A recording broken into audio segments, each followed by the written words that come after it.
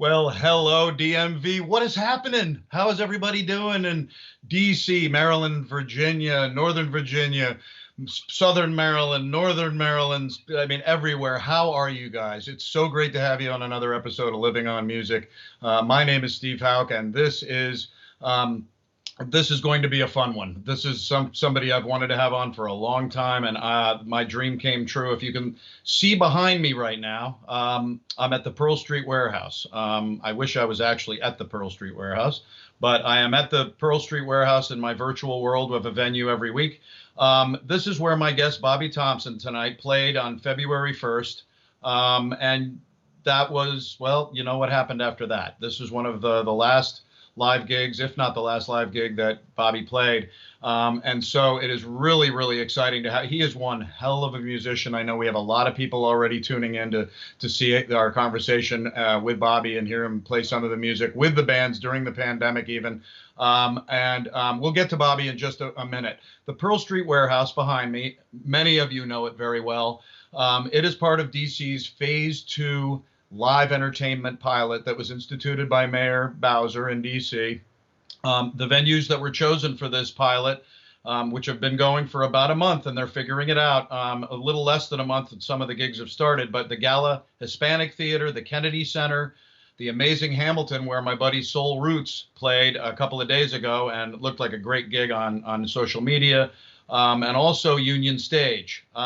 City Winery was asked if they wanted to do it, and they declined for their own reasons. So that's what happened. That goes right into what we're talking about first tonight. I usually talk about the National Independent Venue Association. I'll never stop talking about them.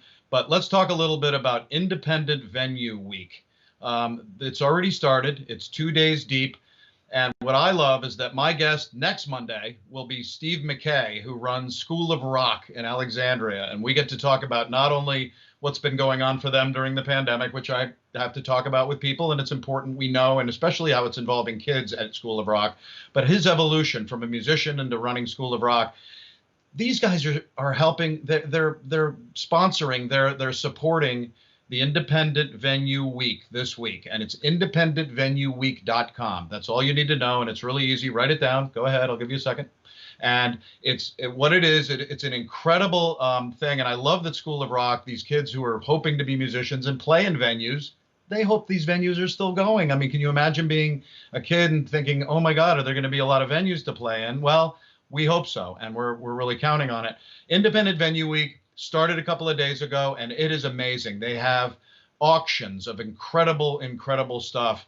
They have some amazing shows at venues across the United States that are in the venues without crowds, all the way across the United States. They have a series of discussion panels featuring professional musicians from the music industry. This is an amazing thing, you guys, and it also will lead you into helping support independent venues. So please, Independent Venue Week is going right now. Go to independentvenueweek.com.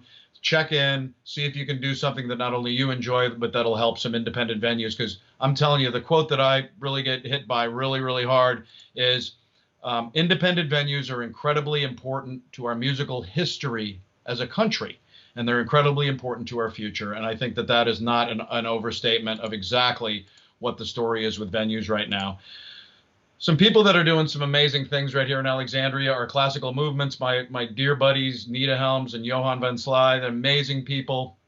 I went to one of their shows in the Secret Garden. Well, here we go. This is what they're going to do, and it's called Sounds of Joy and Light. And they're doing a whole concert series through as far as they can go, as long as it doesn't freeze. And in Virginia, you know, you can really get some late shows. They've got a whole bunch of things booked through the next few weeks. So please go to Classical Movements /Secret Garden Concerts. But here's what they have Halloween, and you guys should make a note of this. This is going to be amazing. at 1 o'clock on Halloween. Dress your family in costumes, socially distanced. You're wearing a mask. It's Halloween, right? You'll have a mask on already. Wear a safe mask or maybe under the mask. And they're going to do socially distancing costume contests. And they're going to have high-end people from around the area, including the mayor. They're going to have some other people. And they have some amazing entertainment, too. And I think what people would love to know is that Drew Owen's going to be there. Excuse me, Musico the Magnificent will be there, who's had a lifelong love of magic. This is a guy who performs for birthday parties, special events. He plays as a wizard called Professor Wiffle, excuse me. But the big deal is Drew is the cellist who has played with the National Symphony Orchestra, the Baltimore Symphony, the Washington National Opera, and he does incredible things with magic, with music. He's a really unique guy, and he's going to be in the Secret Garden from 1 to 2:30.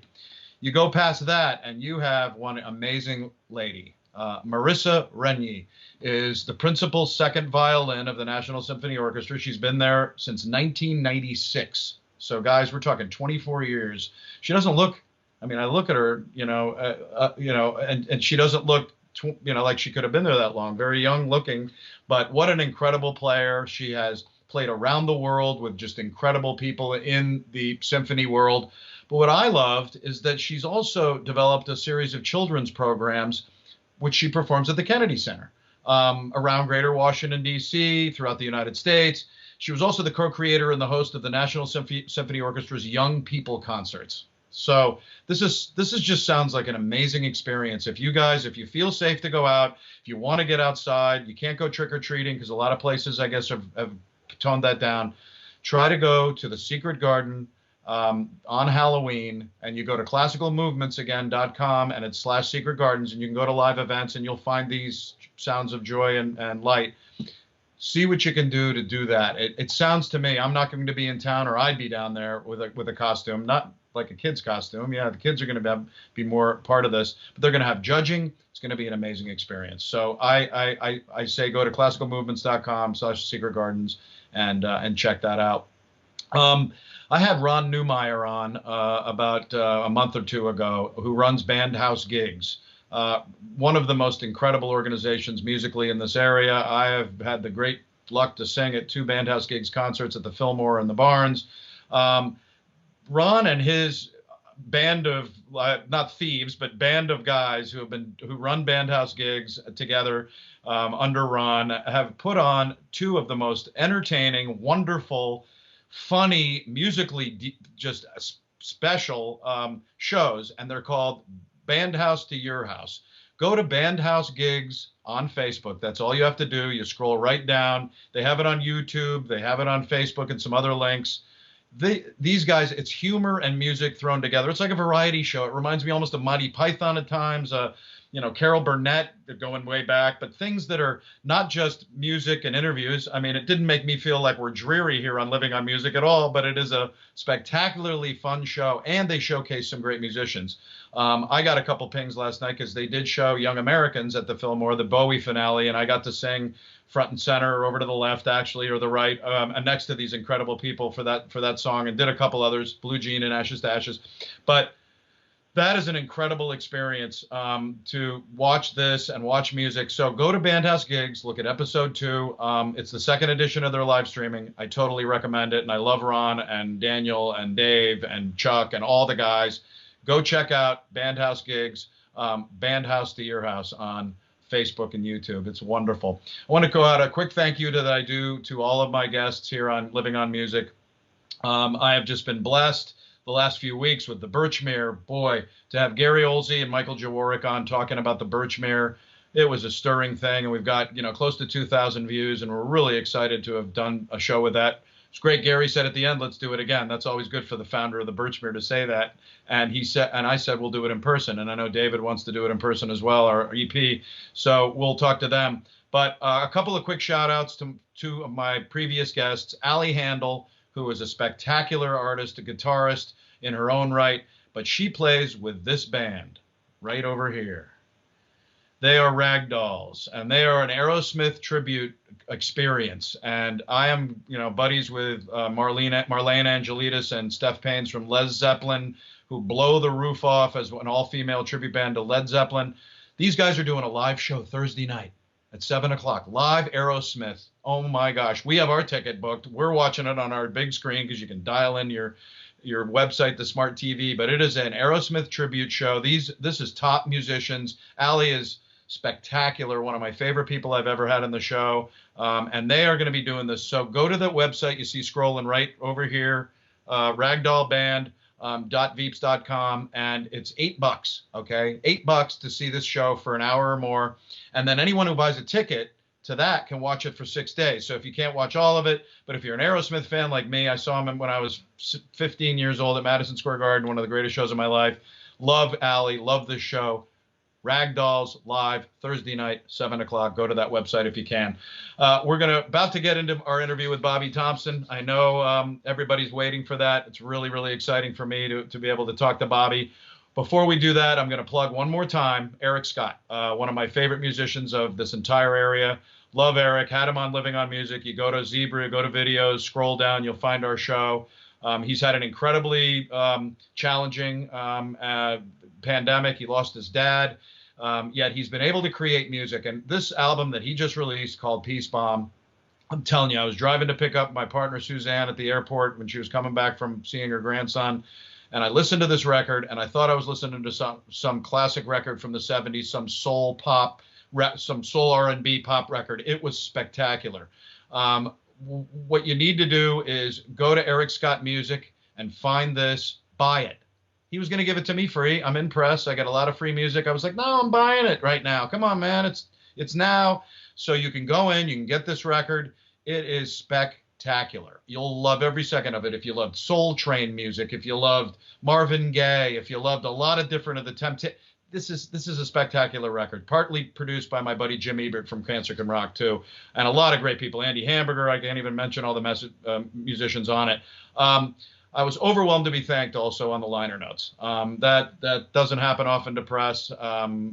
It was really, really a huge honor. And Eric, thank you so much, because I'm here to help musicians. I'm not here as a critic. Sure, we'll bounce around topics on our shows and we may have some fun talking about that stuff, but largely I'm here to help everybody get out there, get marketed, and God, what great music we have. Go get that Peace Bomb record.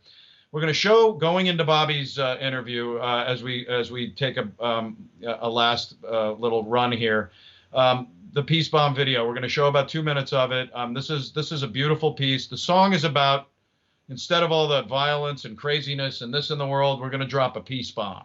And Eric played this on my show acoustically. He produced it with his guys over the last number of months, years.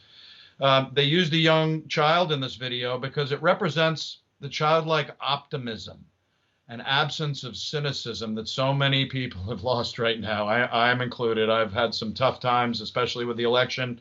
You don't know how you feel one day. You're just flipping out. He wanted to have people feel like they were kids and when they didn't have a care in the world.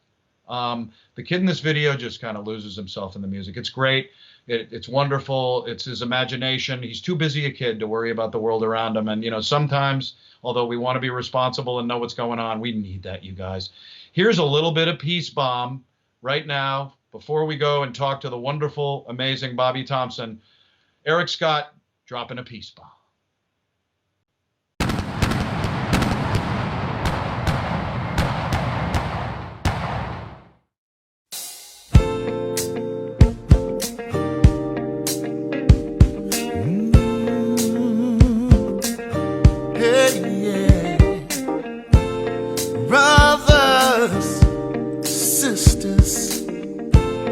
Let's come together, 'cause this is serious.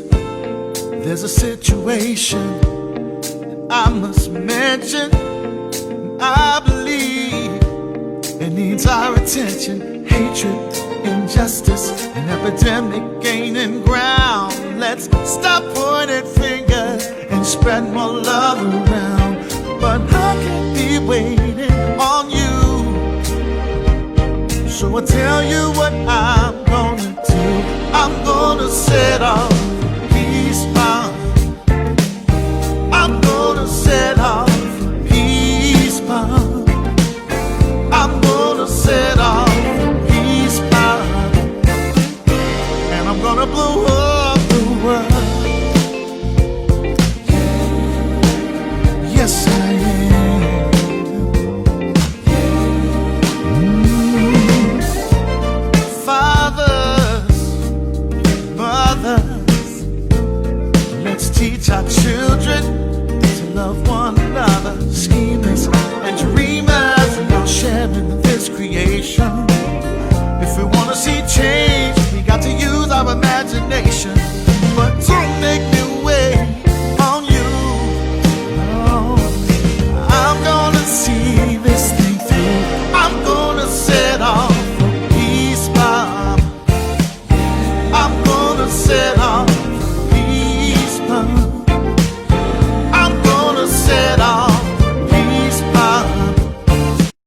Well, there's a quote on Bobby Thompson's website that says this.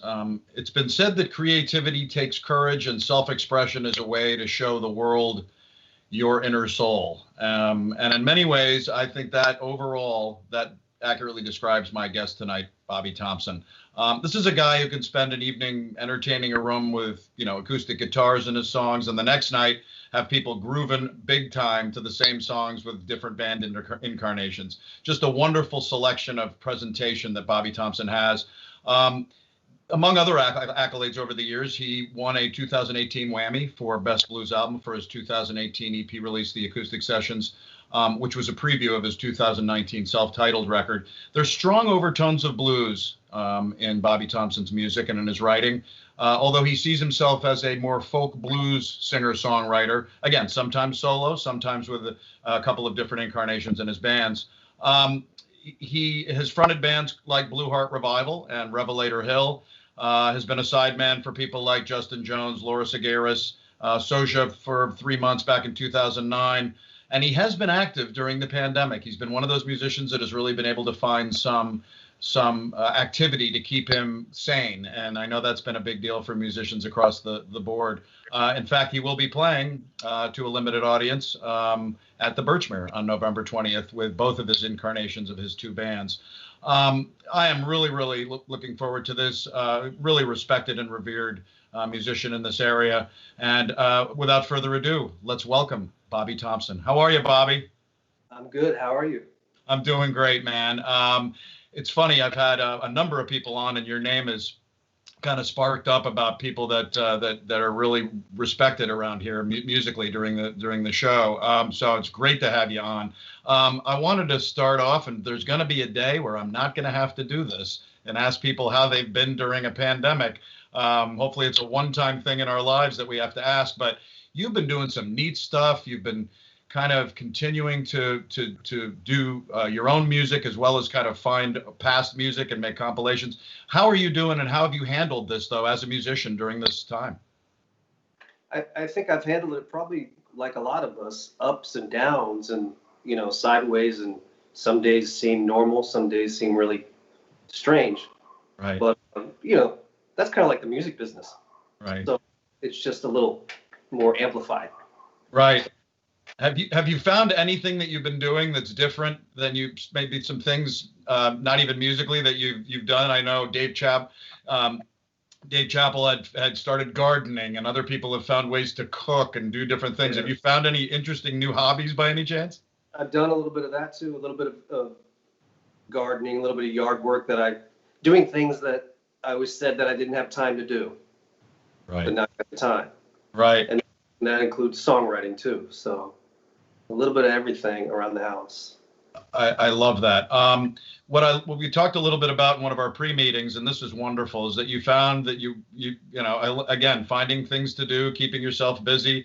You were able to go down into the basement and start sifting through some amazing 8mm film of your childhood. How did that come up in terms of how you were looking at that? Well, first it started with archiving cassette tapes. Some of the old stuff that I played on in the 90s, the Watt Frazier material. Right. And I knew there were some 8mm, the old round tapes, somewhere in the house. I couldn't find them. Well, my mom kept telling me they're in here somewhere, and I found them. And I don't have a projector that works, so I took them to a guy and have them transferred. And so that was fun to see some old stuff from the 1970s. Oh, I bet. We'll talk a little bit about that part of your life, your childhood, in a minute. But what I really loved is that you took a song that I believe is going to come out on your early spring 2021 record called Someone Else's Blues, and you applied it to some of that footage. How did that mix for you? What was the way it felt like that was put together? It was one of those things, like the song itself, where a song like Someone Else's Blues or My Everything, I just kind of sat down and I wrote it. Did some editing, but the main bulk of it just kind of happened. So when I tried the video editing with the old footage, I just attempted it, and it just worked out. It was just kind of those, you work on things, and then it kind of just comes together unexpectedly. So again, I put it together. I did a little bit of editing and happy with it. Had you done any video kind of editing before in your life? I've done some. I mean, I'm not a pro with video editing, iMovie, things, really simple editing softwares. No, that's great. And there's a number of musicians. I know Cindy Santana, Blackman Santana began to produce videos for her new record. She'd never done it. I know Marlene Angelides from Led Zeppelin did the same thing. It's funny how people are grasping on. Well, we're going to take a little bit of a little bit of a clip of this because it's so wonderful. The song is great, as all your music is. But I love some of the images that come out from this. This is a little snippet of Someone Else's Blues.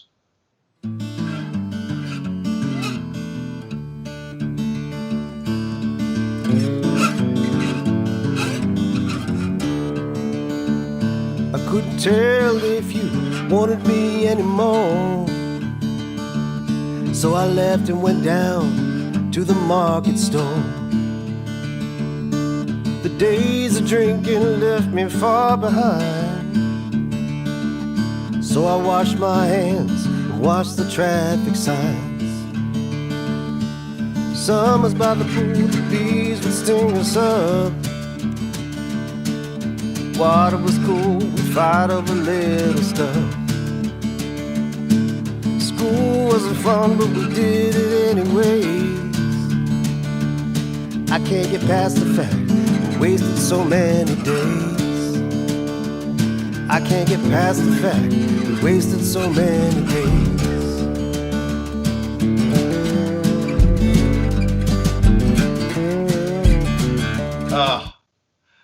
That is amazing. Who's everybody in that video? Well, those are my two older sisters, and yeah, there's a few of us in there. I think there's one clip where I was about to become Superman. I don't know if you saw that in there. Right. Yeah. Oh God, that is fantastic. Yeah. Did it really? Yeah. Oh, that's really great. You've been playing some gigs. I know we're going to show a little bit of a clip from our buddy, our mutual buddy, Stevie Combs, the Little Feet Man, outside at Jam and Java in September. We'll see a little bit of that in a minute. And you're going to be playing the Birchmere again on November 20th, which is going to be really exciting. It says 50th birthday celebration. I'm turning 50. There you go. God, man, you're a young man as far as I'm concerned. I got you by about 9 years somehow, but it must feel good though. I know in my midlife cover band world where I play out, and we just did a gig Saturday in front of about 100 and some odd people. It really feels good, doesn't it, to play in front of people again? It does. I mean, the last two we did outside, it was kind of a brand new feeling. It's like starting over again, and this is like the next step of starting over. So yeah, it's really. First time indoors, so it's really neat that some of these venues have been able, like the State Theater, as well as being able to open up these outdoor machinations of their lives. I mean, it's still a bear. We had Gary and Michael on from the Birchmere on the last show and talking all about it, and only being able to fill up certain venues, certain amount of people. But I bet it'll be a blast. You haven't played the Birchmere since it reopened? I was a guest of Laura Segueras a few years ago. Oh, great. But that was it for me so far. Oh, that's fantastic. Yeah, Laura Segueras will be at my show soon. Yeah. Yeah. That's fantastic. Let's talk a little bit about you as a youngster. We just looked at some of that video, so let's harken back. You are from here, raised in Arlington, and we talked a little bit about how the music began to evolve for you. And I love the story about your uncle's albums. Talk a little bit about how those influenced your young years of music. Yeah, I used to go to my uncle's all the time as a kid. I don't think he made it into the video there, but I do have some old clips I can show him later. But he had the record collection, everything from Santana and Hendrix to all the jazz guitar players. And I would just listen to a record and ask him if I could borrow it, and he said no. So I would just sneak one out. And, we kind of have this joke like now that, every time I go over there, he's like, don't take anything. Don't take it. 56 Les Paul. Don't take it. No. Oh, that's great. I love that. And how did music evolve for you as a kid and into your teens? And how did you begin to think, hey, this is going to be something I'm going to do pretty much for the rest of my life, and it might be a main thing? Well, it didn't make sense at the time, but I can look back on it now. And right after that period, in high school, our senior class, for some reason, we were throwbacks. We were listening to Cream and Creedence and 60s and the Grateful Dead, and, right in the middle of the 80s. So there was something there, and we just latched on to that music, and we just stuck with it, and we practiced a lot. We just, went back, and then we went back to the blues and jazz and the roots to really learn where it came from. And then I went to music school by the time I was 20. So from the time I was about 16, 17, 3 or 4 years was kind of an accelerated period of absorbing everything I could. And that was the beginning of the evolution. How did you take that? What was the step that made you think, wow, this is actually going to be it? When did that happen? It was probably when I got back from music school, which was about a year. I was in LA. I got back. And that's when I started hanging out and meeting people like Bobby Parker and Walt Frazier and the Nighthawks and these other guys that were already doing it. Right. And I was just trying to get there, and they were very inviting, So I was kind of set on that path to just kind of hang out with them and open up shows and join bands, and I did that for about the next 10 years. Right. So. And your influences, where did they come from? Who was really getting into your musical soul at that time, and who has carried that through? Who were some of those original influences? If we're talking about the blues, we go back to like Chicago and people like Otis Rush, Magic Sam. Yeah. Those are, whenever I need to go back and just connect myself to where I started, that's where I go. But I also listen to a lot of classic rock. Around the house I might be cleaning during the pandemic, and I'll put on the Allman Brothers at Live at the Fillmore and just let Mountain Jam go as long as it can go. Oh yeah, I love that. So the jam bands played a big role in it too. So that jazz element in there, I also listen to a lot of jazz. I listen to Coltrane. I listen to, Wes Montgomery. I don't play it as much. Right. It's part of my conscious makeup of what you can do to push blues and blues rock further than just the average, 1-4-5. Right, exactly. Did you your evolution as a player? Did it begin as a side, kind of more as a sideman in bands, and then when did you jump and say, I think I can take the helm on a solo career of sorts? Well, I tried to make some jumps, and then I came back, like may have tried a little too soon, or I dabbled with side projects while I was a sideman, but it wasn't until about 6 or 7 years ago that I decided I'm not going to work with anybody else, unless Roger Water calls or something. But right, exactly. So, ever since the Blue Heart Revival days, that was my instigation to call Tommy Lepson and start a band with him. So ever since then, I've been kind of pushing forward the idea of either collaborating like that or fronting the band. Right. And Blue Heart Revival and Revelator Hill were two pretty big deals for you as your career was evolving, weren't they? And I mean, they continue to be kind of part of your story. Yeah, I mean, those eras were really formative to where I am now. And I still perform some of those same songs, and we still record together. So I did a track with Tommy on the last album. That's so great. Who doesn't record with him? He's just amazing. He's like the scope of people that work with Tommy Lepson it's amazing. Yeah, he's amazing. Oh, I love that. You had a record come out in 2011 by The Hand. That was your first solo, first solo jump. And I remember one of the critics that I read about it said it's hard not to listen to this record and recognize an artist beginning to hit his creative stride. So that must have felt good that you're kind of maybe making that jump into really beginning your own sound. Is that where that album was that album kind of a turning point of sorts? Yeah, I think it was. I mean, that was the first one. That was the first full-length professional album that I did. Right. So yeah, it kind of set that tone for the next few years of making more albums. Absolutely. And there was some Blue Heart Revivals, some Revelator Hills. We were talking a little bit about some Yeah. live stuff that you did at the Iota, and also by the, I mean, just some really cool things. You had an album, Acoustic Sessions, come out in 2018. It did win the Whammy. You know, how did that album come about? It was an EP, and what was the evolution to do that record? Well, you know, ever since I've been playing electric for a long time, but I've always dabbled with acoustic. Mm-hmm. But that was about a point where I started to less dabble and start to put acoustic and electric on equal footing. Right. And so, you know, I thought, well, I need an acoustic album. And well, that's not a full album, but that was the idea, was to say, well, these songs are written not in an electric format where you write half a song and then you take it to the band and they help finish it. Right. They were written completely on my own. And that wasn't something that I started with. I didn't start as a singer-songwriter. I've evolved into that. Right. Kind of backwards. Most people, you know, if you're a singer-songwriter, that's usually how you started. Yeah. Yeah. That's hard to believe. I mean, the way you present yourself, when I first started really listening to your music over the last few weeks, especially that 2019 record we'll chat about in a minute, your self-titled one.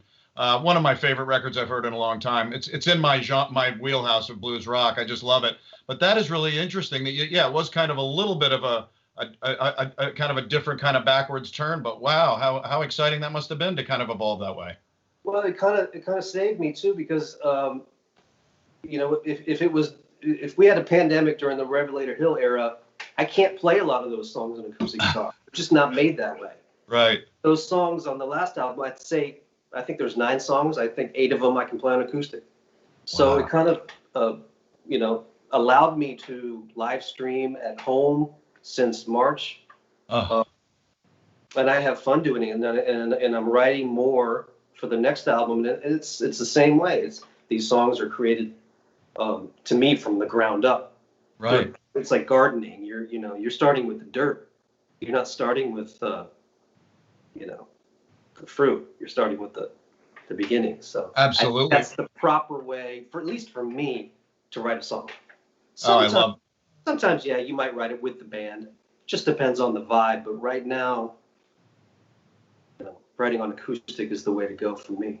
Well, I'm sure there are a lot of people out there that love your music and they want to hear some. So why don't we do a little bit? Let's do a song, and you're going to do a song that is from that Acoustic Sessions record. Tell us a little bit about the song, and then you can jump right in. I know people are going to be excited to hear you play. It's a song called My Everything, and it was written when we were on Revelator Hill. Was on the road. Started sketching it in the back of the van and got home and just sat down and wrote it on the Weisenboard. Oh, that is fantastic. Well, here we go. There's a little Bobby Thompson for you.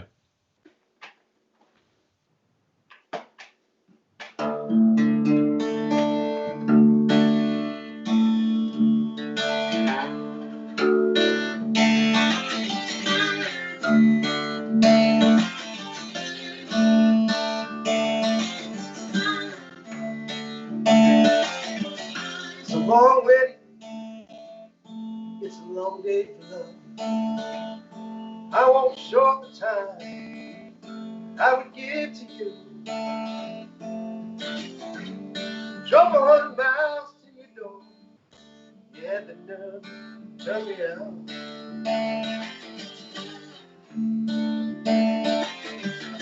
We once were young, thought we had it all. Money in the bank, life is begging call. Walk 50 miles just to hear you say his name.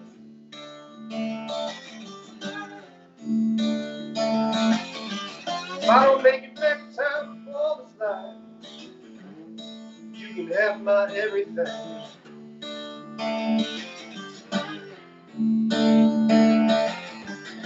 We went that morning, caught to her lips. I would shelter you, stay close to your hips. I slept 100 hours, every dream I had of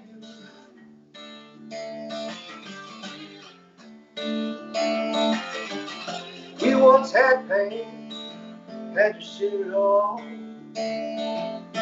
Get a cry and scream. Lord, I watched you fall.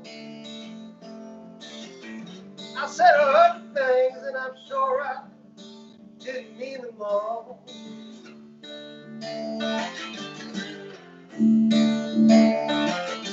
If I don't make it back in time for this night, you can have my everything.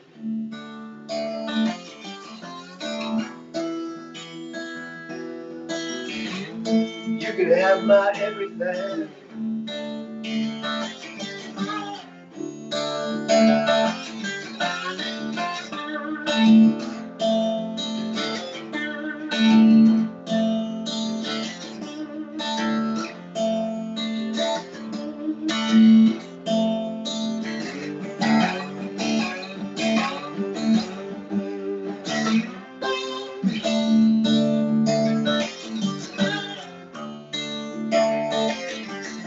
We learn every day how we drift away. We bleed our homes till we die away.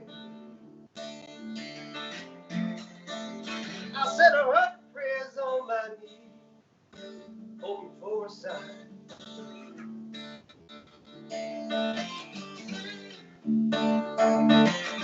If I don't make it back in time for this life, you can have my everything. If I don't make it back in time for this life, you can have my everything.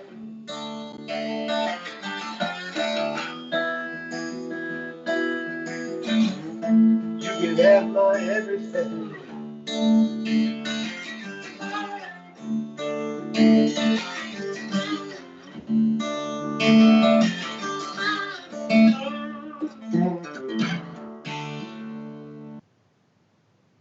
Yeah, that is sweet, man. That playing, that is some lovely playing. Now, when did you start beginning a play the lap guitar kind of music?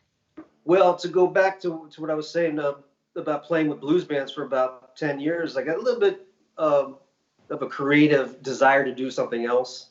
Right. And I had seen somebody play one of these kind of guitars. So I got one. It was really crude. It was really bad, but it took me a few years to get it down. So, right. You know, the first time I think that one of the first times we recorded it was on a Soja song on one of their albums. Wow. Yeah. I love it. It is a really unique sound. It really sings. You did a self-titled solo record in 2019. Again, the one that I had talked a little bit about. How did that evolve? How did that come about? Because that to me is you know, that should be out there and all over the place. The album from last year. Yeah. That kind of evolved. You know, Revelator Hill. We toured for about 2 years up and down the road, and we got a little tired, so we decided to take a break. Mm-hmm. But we had about 6 songs in the can. But I had about 2 songs from Blue Harbor Bible Days that I wanted to get out there, and I was kind of trying to figure out how to put them out there. Right. And I had started playing more on my own. So I just put all those songs together. So it is Revelator Hill and Blue Heart Revival on that album, but I put my name on it. Right. So that's kind of how that came about. Songs like On the Ground and She's a Candle. Yeah, it is great. Speaking of On the Ground, we're gonna jump out to the place you see behind me, which is one of my favorite venues locally, Pearl Street Warehouse. I want to say that I believe Pearl Street was one of the 6 venues to reopen in Washington over the last couple of weeks, along with the Hamilton and about 4 or 5 other, the Kennedy Center and things like that. So it's really nice to see clubs do what they can. I know their distancing is really interesting with the balcony, and they have like 2 or 3 tables available up there, and it's really rough. But again, I love this version of. We're going to watch a little bit of a snippet of On the Ground, and this is with Darren and Christopher. Talk about how those guys came into your musical world. Well, it goes way back with Darren. He played drums on some of those retrospect album tracks like Came to See You and Again and Good Things. He's on drums. And sometime, I think it was in 2000, 18, maybe we were opening some shows for Ron Holloway Band, and Chris was playing bass. Right. And he was just, such a good bass player, but never overplayed, but always played what was necessary for that style. Mm-hmm. So we kind of hit it off and started playing together a little bit. So. Oh, I love that. And well, let's go to Pearl Street Warehouse, people. You're actually going to see some live music, even though it's on Living on Music here. But you're going to see Bobby Thompson, Christopher Brown, and Darren Blessman play a little On the Ground from Pearl Street Warehouse.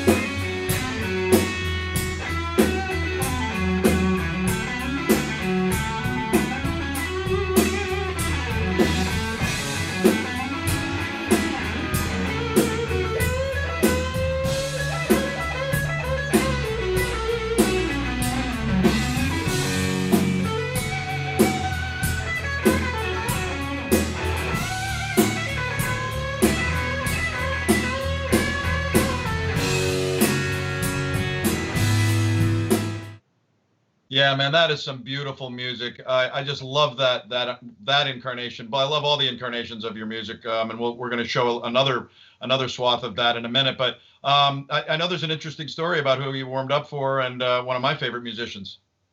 Yeah, that was earlier this year in February, opening for Davey Knowles. Oh man, that is great.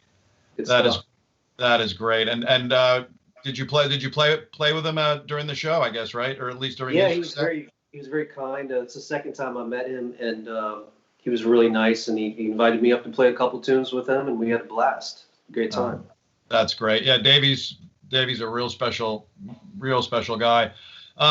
Before we get to the clip, well, let's actually talk a little bit about the other incarnation with Seth, Ryan, and Ben. How did they come into your world, and what is the differentiation between these two kind of ensembles you seem to have, or do they all mix and match? I know they're all going to play with you at the Birchmere. Are they going to do a separate set with the three guys and the two, or how is that going to work? And how did you meet these guys? Yeah, that's the idea. Is we're going to do Right. two separate short sets, and then all get up together at the end and see what happens. I love that. The And Friends band is sort of built from, when you listen to someone else's blues, that's just me and Ben. Right. I'm on bass and guitars, and it's really broken down to just acoustics and very simple. And the next album's like that. It's really broken down to just acoustic guitars with drums and bass. But I thought, what did Dylan do, man? In 64, 65, he got up with a telly and everyone booed. I'm like, all right, that's how you Right. take acoustic electric, is you get a Telecaster and you just keep the band a little mellower. And it's Right. less about the jam and less about hardcore, edgy blues rock and more about presenting the acoustic songs in an electric format. So that's what that lineup is about. Right. Oh, I love that. Well, let's as we were talking a little bit earlier about some of these venues that are trying to be innovative and experimental and opening outdoor places to play. The State Theater is doing it. And also one of my favorite places that I actually got to sing at last year at a Beatles tribute, which was one of the best experiences I've ever had in my life. Jam and Java, which we all know has been around for so long, and they've done some outdoor gigs. How did that feel playing out in front in the parking lot of Jam and Java rather than in that beautiful little room? It kind of gave you that feel of like when you just started, when you're like 18 and that's the only place you can play is a parking lot or a backyard deck or something. So it kind of felt that comfortable. There was kind of the little things you didn't know what they were going to be like, the crowd or, car noise or something, but it turned out to be really comfortable. Very comfortable. Oh, that's great. And that's is that the And Friends band that you call them? Yeah. Yeah, that's great. And Ben and Seth. All right, well, let's go see these guys, the Bobby Thompson and Friends, playing a little music for you outside at Jam and Java about a month ago.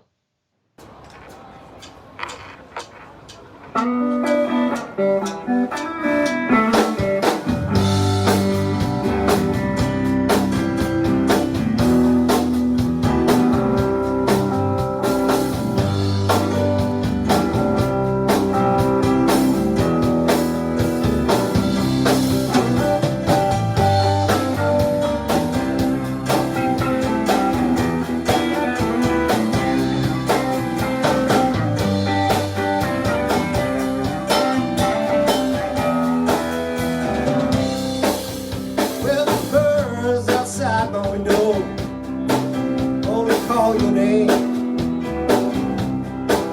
in the sheets on my bed. The last time you came, and the scars on my arm seem to heal from your skin, and the dreams on my mind tell me where it all began. Tell me when it's hard to breathe. Tell me when you need to leave. Lead me by the garden we will share.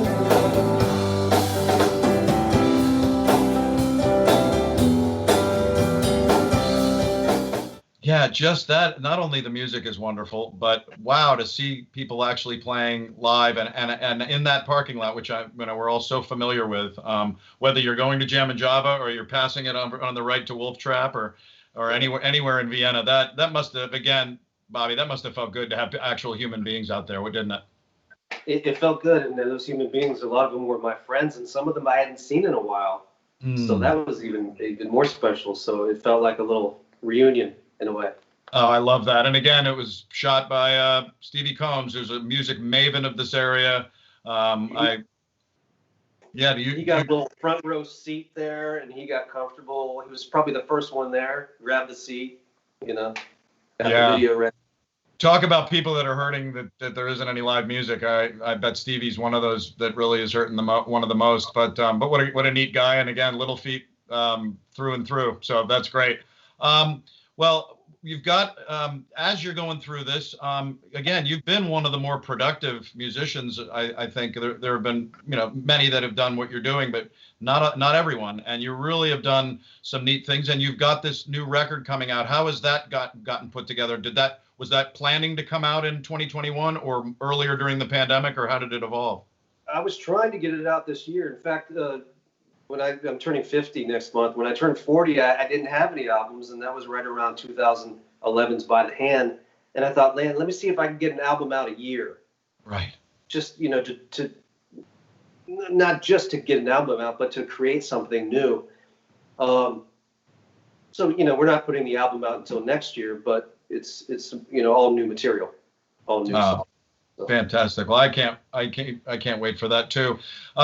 We've got one more song for you to play, and I think it's from that album. How did this song come to be, and how was it written? Well, you asked me how I prepared for this pandemic. I actually sort of prepared a little bit last year because I was spending time alone writing songs. And I think I wrote this last September. We had a really foggy night. I was home alone. The moon was shining pretty bright. Right. Just thinking about my girlfriend. And most of the songs, are like that. I love that. That's fantastic. Well, let's do a little Fog to Clear from the upcoming Bobby Thompson record.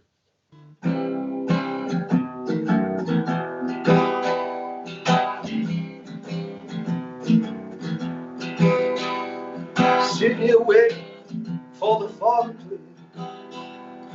Full moon night, oh my dear, wrote you a letter I never said. Might be better as it made no sense. About how my life is twisted around through selfishness. You lost your crown. You're sitting there and waiting for the fog to clear. Waiting on the night I call you dear.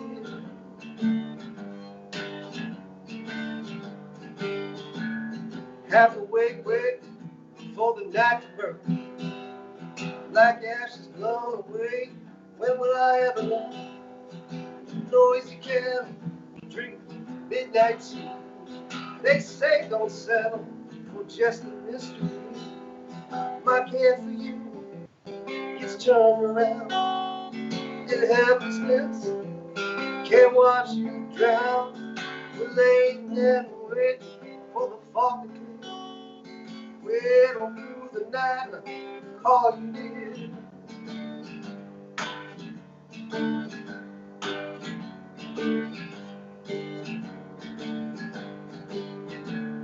No more waiting, I might lose my mind.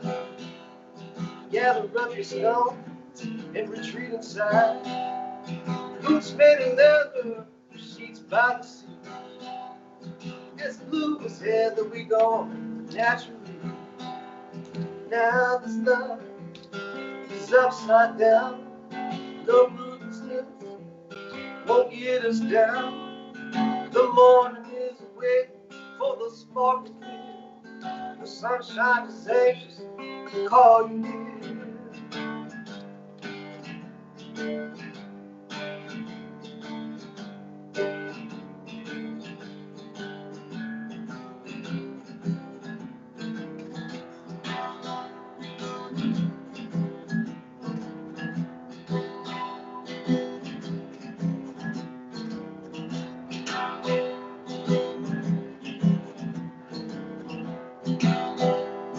Now love is twisting around. Thoughtfulness, we're heading bound. Laying them away, the fog with us. Until the night I call you dear. Oh my dear. Oh my dear. Oh my dear.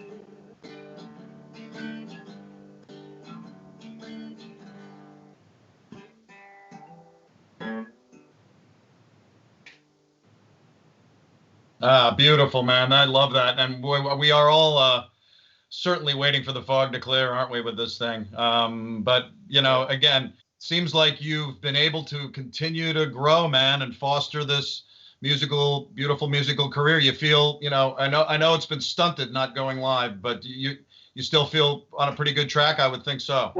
Well, that's part of the blues music is you take whatever life gives you and you create something out of it. So Right. That's my philosophy with any hard times we deal with, you know. Yeah, absolutely. And I'm sure you're not alone in the blues world. Well, Bobby, man, thanks so much for coming on Living on Music. I hope we will be able to do another show in the future also where maybe we're in person together talking and not Skyping and virtualing, but I wanted to be able to get you on and get you to be a part of this world that we've created. And good luck with the new record. And again, Bobby's going to be at the Birchmere on November 20th. I have to think that it's either sold out already or close because the tickets are limited. So if you want to go, I'd pick something up quick and you want to get out to the Birchmere on November 20th and see Bobby Thompson. Thanks again, man, so much for coming on. Thank you for having me. My pleasure. Wow. Again, just a fabulous time talking to Bobby Thompson. What a great player and what a neat guy to be able to kind of get through this pandemic, create some older music, mix some things together, and continue to kind of keep himself going. It's just what a wonderful time. Real quick update on coming up on Living on Music. We have got some incredible people coming along to bring to you guys. We have November 2nd, Steve McKay from School of Rock, who runs School of Rock here in Alexandria. He has created this incredible place. As we've all seen, you know, a lot of us saw the Jack Black movie, but there's a lot more to it than that. And we want to be sure Steve talks not only about kind of what's been going on to keep kids, involved with music during the pandemic, but how he got involved as a musician to run School of Rock. So what a wonderful show we're going to have. And we're going to show some video of some of the recent School of Rock performances. So join us next Monday for that. November 9th, real quick, Annie O'Neill. She's a Seattle-based singer-songwriter, and she is something else. She has some powerhouse vocals and this raw, rootsy style. She's remarkable. And she's also friends with the Hendrixes. Yes, Jimmy's family, and played at a recent Jimi Hendrix 50th Memorial weekend in Seattle. She will be joining me on November 9th. She is something else. Laura Segaris, who actually Bobby has played with and played the Birchmere with a number of years ago and played side music for her with her. She is something very special. 40 songs, 5 records. Spans folk, Americana, alt country, blues, amazing artist. She also did this thing called Lead Me.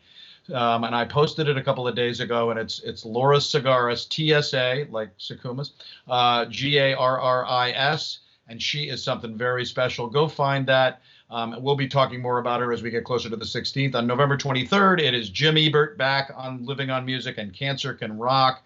and he's going to have two cancer survivors from his studio performances that are going to come on the show and play for us. We had one show about 2 months ago that just blew my mind, one of my favorite shows we've done, with a couple of just amazing guys that played with him. And also on November 30th, Seth Keibel. And Seth is one of Mid-Atlantic's premier woodwind specialists. So maybe Nita and Johan, you'll also dig that a little even more than normal.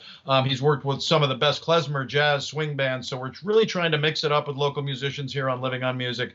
And that spans our next month. And we've got some amazing people coming up after that. I tease them, but I want to be sure to give you a time to get ready for those guests. But get ready for next Monday, Steve McKay and School of Rock. Real quick, this week on ZTV, tomorrow night at 7, Susan Mulligan Fleischman is back at the Animal Welfare League of Alexandria, and you've got to watch this tomorrow night at 7. They have these amazing, amazing pets, looking for, again, new, loving, and good fit families for them. This is a great, great thing, because right now there are a lot of people suffering, but there are animals suffering as well. A lot of shelters, a lot of things like that. So go tomorrow night at 7, come right here and watch this amazing show with Susan Mulligan Fleischman.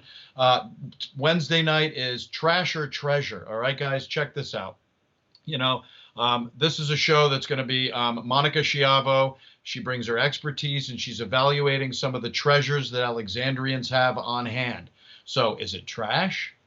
Is it treasure? It's like that PBS show, and I'm trying to think of it like for the last 5 minutes, where they bring in their stuff. I love that show too, and it's just escaping me. Maybe it's my age, but it's that you look at something and is it worth $20 or $2,000? So that's going to be Trash or Treasure on Wednesday nights, and then on Thursday it's the Virginia Amos show, and Virginia's guest is Felicia Rogers of the Buy Nothing Group.